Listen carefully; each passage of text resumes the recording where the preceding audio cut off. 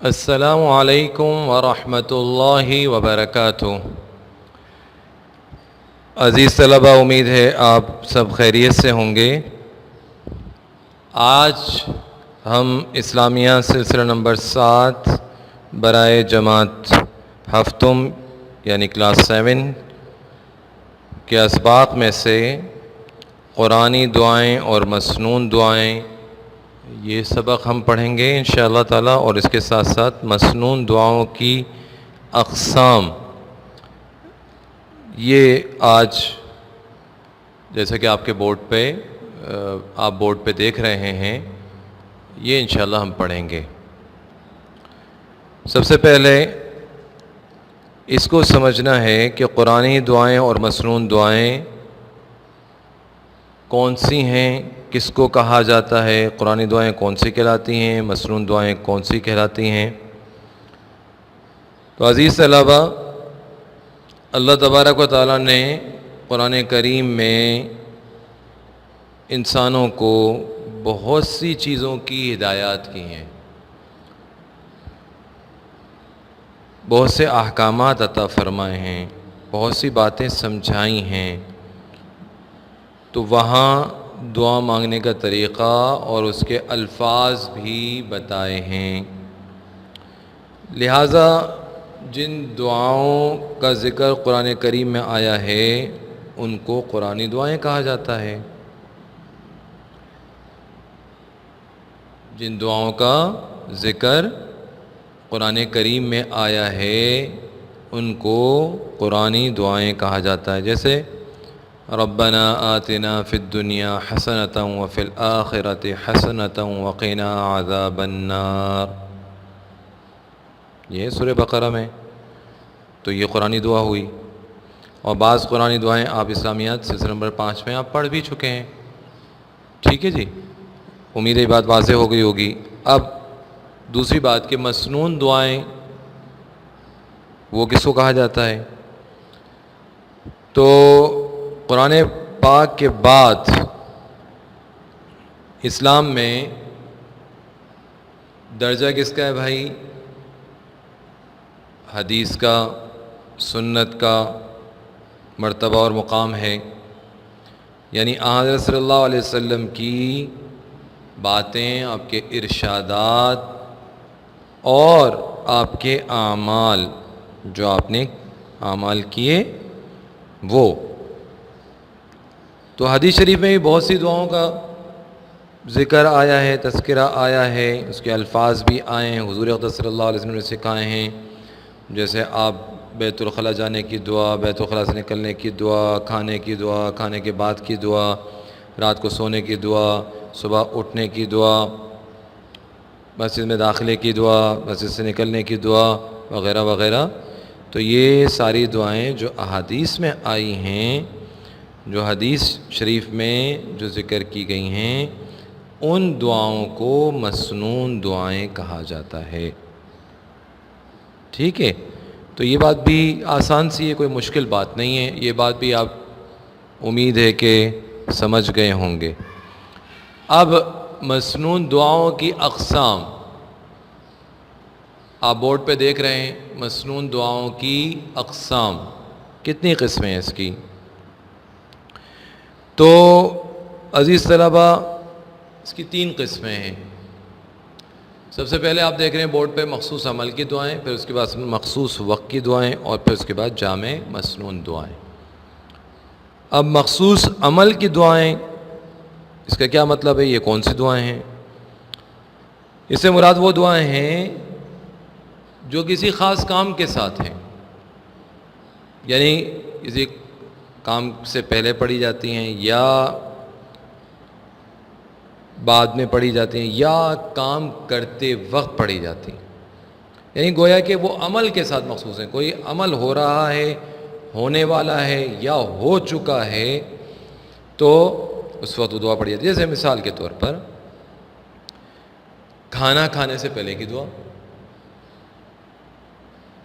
کھانا کھانے کی بعد کی دعا، میں نے ابھی آپ کو مثال دی تھی، سو کر اٹھنے کی دعا، گاڑی میں سوار ہونے کی دعا، ٹھیک ہے، یہ اعمال کے ساتھ، یہ اعمال کے ساتھ جو ہے وہ جڑی ہوئی ہیں دعائیں، اور اس میں سے بھی بہت ساری دعائیں آپ پڑھ چکے ہیں، آپ کو یاد بھی ہوں گے اور آپ پڑھتے بھی ہوں گے روزانہ انشاءاللہ تعالی، اور مزید بھی یاد کریں گے انشاءاللہ تعالی۔ تو یہ بھی ایسی کوئی مشکل بات نہیں ہے، آسان سی بات ہے کہ مخصوص عمل کی دعائیں کون سی ہوتی ہیں۔ اب آگے اگلا جو عنوان ہے ہمارا وہ مخصوص وقت کی دعائیں ہیں۔ تو جیسے عمل کے ساتھ جڑی ہوئی دعاؤں کو مخصوص عمل کی دعائیں کہتے ہیں، ایسے ہی وقت کے ساتھ جو جڑی ہوئی دعائیں ہیں ان کو مخصوص وقت کی دعائیں کہتے ہیں۔ وہ دعائیں ہیں، اس سے مراد وہ دعائیں ہیں جن کو صبح و شام کے اوقات میں پڑھنے کی فضیلت آئی ہے، جیسے فجر کے اور مغرب کے بعد پڑھنے کی دعائیں ہیں۔ مثلا یہ بھی دعا میں ہی آ جاتا ہے کہ یہ سورہ یاسین پڑھی جائے، جیسے فجر کے بعد اور مغرب کے بعد بسم اللہ الذی لا یضر مع اسمہ شیء فی الارض ولا فی السماء وهو السمیع العلیم 3 مرتبہ پڑھنا چاہیے، حفاظت کی دعا ہے، یہ دعا پڑھنی چاہیے، احادیث میں آیا۔ اور جیسے میں نے عرض کیا کہ فجر کے بعد سورہ یاسین کا پڑھنا، مغرب کے بعد سورہ واقعہ اور عشاء کے بعد سورہ ملک وغیرہ پڑھنا، یہ بھی ہے تو قرآن کریم، لیکن چونکہ احادیث میں ان کی فضیلت آئی ہے تو اس وجہ سے بطور دعا ان کو جو ہے وہ پڑھا جاتا ہے، اس لیے یہ بھی مخصوص وقت کی دعاؤں میں شامل ہے۔ ٹھیک ہے بھائی، تو امید ہے کہ یہ بات بھی آپ کی سمجھ میں آ گئی ہوگی۔ اب تیسرا عنوان ہے ہمارا جامع مسنون دعائیں۔ اس سے مراد کون سی دعائیں؟ تو 2 باتیں تو ہو گئیں، عمل، مخصوص عمل کی دعائیں بھی آ گئیں، مخصوص وقت کی دعائیں بھی آ گئیں۔ اب یہ دعائیں وہ ہیں کہ جو نہ عمل کے ساتھ مخصوص ہیں نہ کسی وقت کے ساتھ مخصوص ہیں، بلکہ کسی بھی وقت پڑھی جا سکتی ہیں اور مانگی جا سکتی ہیں، تو وہ دعائیں جامع مسنون دعائیں کہلاتی ہیں، اور ان کا ذکر جو ہے وہ قرآن پاک یا احادیث مبارکہ میں جن کے الفاظ آئیں اور حضور اقدس صلی اللہ علیہ وسلم نے پڑھیں تو اس لیے مسنون ہو گیا ان کا پڑھنا۔ حضور اقدس صلی اللہ علیہ وسلم نے بتایا، اس لیے مسنون ہو گیا ان کا پڑھنا۔ کیا ہو گیا بھائی؟ مسنون ہو گیا، سنت ہو گیا، تو اس لیے ان کو مسنون دعائیں کہا جاتا ہے۔ اور چونکہ یہ وقت اور عمل کے ساتھ خاص نہیں ہیں تو یہ جامع مسنون دعائیں کہلاتی ہیں، یعنی یہ کسی بھی وقت پڑھی جا سکتی ہیں، یہ کسی کے ساتھ خاص نہیں ہیں۔ اور آئندہ ہم انشاءاللہ ان دعاؤں کو آپ کے سامنے ذکر کریں گے۔ آج کا سبق ہم یہاں ختم کر رہے ہیں۔ اب ان دعاؤں کے یاد کرنے اور پڑھنے کا فائدہ کیا ہے، یہ انشاءاللہ ہم اگلے سبق میں اس کو بیان کریں گے۔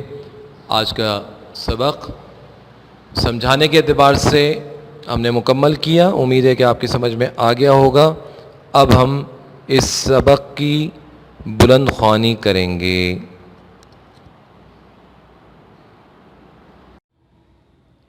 تو عزیز طلبہ، اب ہم سبق کی بلند خوانی کر رہے ہیں، قرآنی دعائیں اور مسنون دعائیں۔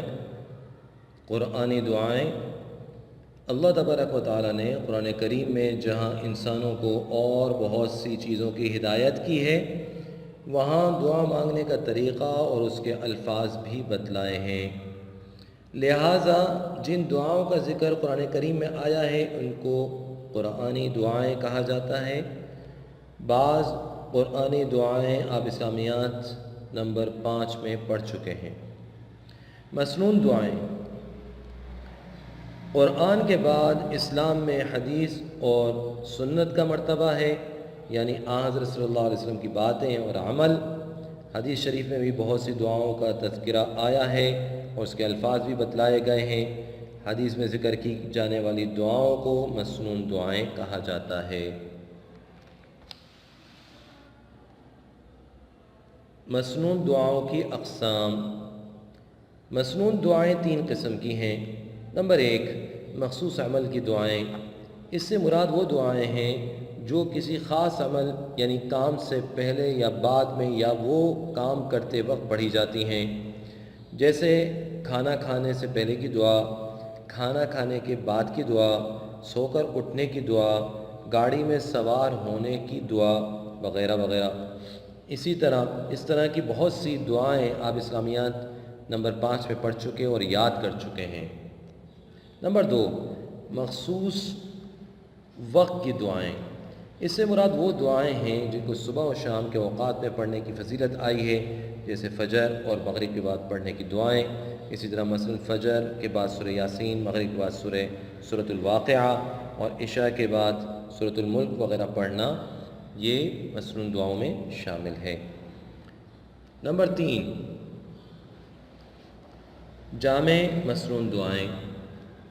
اس سے مراد وہ دعائیں ہیں جن کے الفاظ قرآن شریف یا احادیث مبارکہ میں آئے ہیں، لیکن یہ کسی عمل اور وقت کے ساتھ مخصوص نہیں ہیں، بلکہ کسی بھی وقت پڑھی اور مانگی جا سکتی ہیں۔ آنے والے صفحات میں ہم درجہ ذیل دعائیں ذکر کریں گے۔ مصنون دعائیں جو کسی عمل کے ساتھ مخصوص ہیں، مصنون دعائیں جو صبح و شام پڑھی جاتی ہیں، جامع مصنون دعائیں جو دعائیں کسی وقت اور عمل کے ساتھ مخصوص نہیں ہیں۔ امید ہے آج کا سبق آپ کو سمجھ میں آیا ہوگا۔ عملی کتاب کا جو ہے وہ کوئی ابھی فی الحال کام ہم نہیں دے رہے، البتہ آپ کو کرنا یہ ہے کہ آپ ان تعریفات کو ذہن میں رکھیں گے، یاد کریں گے کہ قرآنی دعائیں کسے کہا جاتا ہے، مصنون دعائیں کسے کہا جاتا ہے، اور پھر یہ مصنون دعاؤں کی جو 3 اقسام ہیں، اگر آپ سے یہ پوچھا جائے کہ مخصوص عمل کی دعائیں کسے کہا جاتا ہے تو آپ کو معلوم ہونا چاہیے، مخصوص وقت کی دعائیں کسے کہا جاتا ہے تو آپ کو معلوم ہونا چاہیے، اور جامع مصنون دعائیں کسے کہا جاتا ہے تو آپ کو معلوم ہونا چاہیے۔ کہ آپ کتاب سے یاد کریں گے، دیکھیں گے۔ جزاک اللہ۔ السلام علیکم ورحمۃ اللہ وبرکاتہ۔